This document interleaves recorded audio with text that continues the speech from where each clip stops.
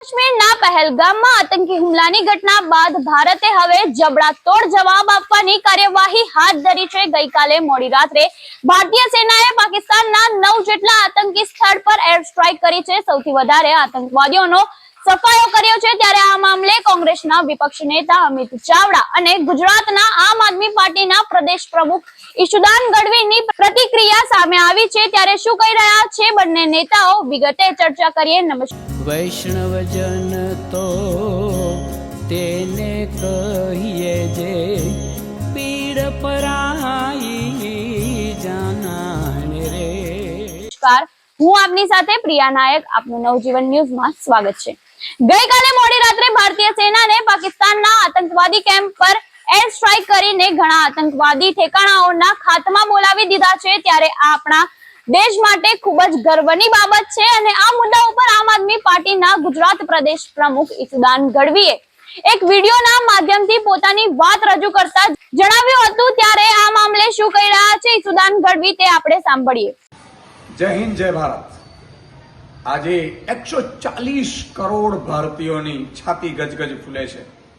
ગત રાત્રે જે રીતે ભારતીય સેનાએ પાકિસ્તાનમાં રહેલા આતંકવાદી સંગઠનોના કેમ્પોને ધ્વસ્ત કરી દીધા છે, એને નેસ્ત નાબૂદ કરી દીધા છે, એ બદલ ભારતીય સેનાના એક એક જવાનને લાખ લાખ અભિનંદન।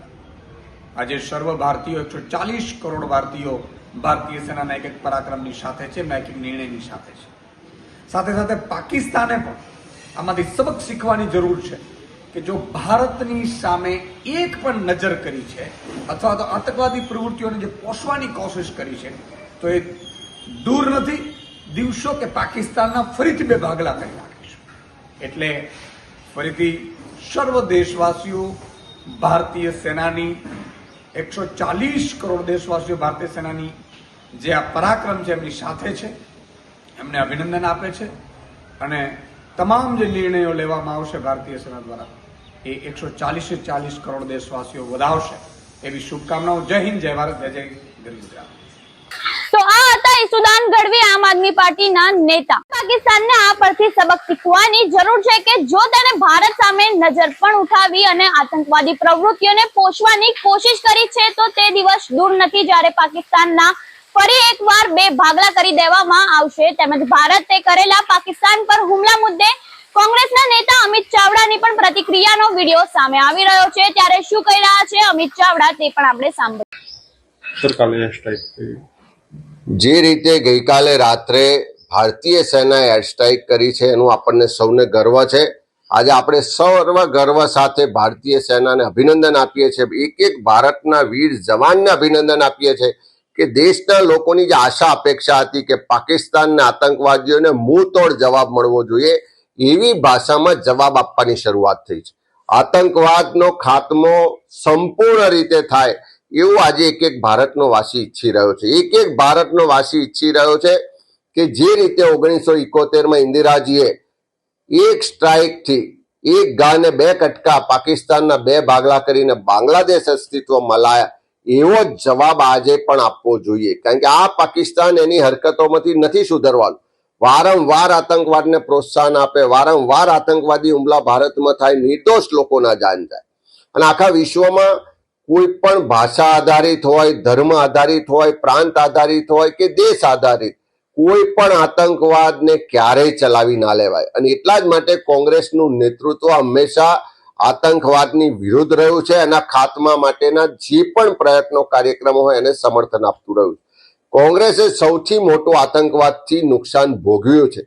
દેશના બે પૂર્વ વડાપ્રધાન સ્વર્ગસ્થ ઇન્દિરા ગાંધીજી, સ્વર્ગસ્થ રાજીવ ગાંધીજીને આ દેશે આતંકવાદથી ગુમાવ્યા છે। ત્યારે એવા સમયમાં આજે દેશનું નેતૃત્વ કોંગ્રેસે સંપૂર્ણ રીતે સરકારને, સેનાને સમર્થન આપ્યું છે કે આ કપરા સમયમાં દેશની સુરક્ષા મહત્વની છે, રાજકારણ કોઈ કરવાનું ના હોય, તમામ કાર્યક્રમોમાં કોંગ્રેસનો સહયોગ રહેશે।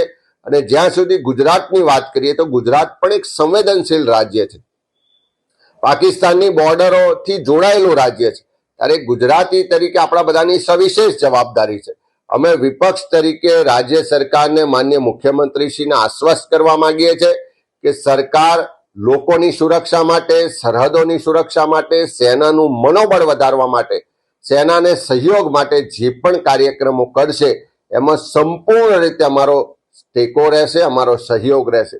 હું કોંગ્રેસના કાર્યકરોને પણ વિનંતી કરું છું કે સરકાર દ્વારા જાગૃતિ માટે મોક ડ્રીલના કાર્યક્રમ આપવામાં આવે, નાગરિક સંરક્ષણ માટેના તાલીમ કાર્યક્રમો આપવામાં આવે કે બીજા કોઈ પણ કાર્યક્રમો જેનાથી સેનાનું મનોબળ વધે, સહયોગ થાય, એવા તમામ કાર્યક્રમોમાં કોંગ્રેસ આગળ રહીને મદદ કરે, સહયોગ કરે. કોંગ્રેસના તમામ કાર્યકરો એમાં જોડાય અને સરકારને પણ વિનંતી છે કે સંપૂર્ણ રીતે એના માટે આગળ વધો.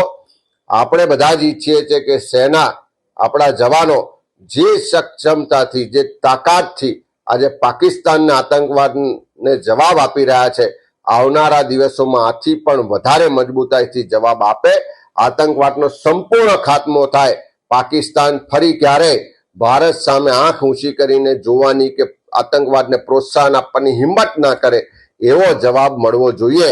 અને એના માટે આખો દેશ આપણી સેનાની સાથે છે. આ એક ભારતવાસી આજે સેના પર ગર્વ લઈ રહ્યો છે.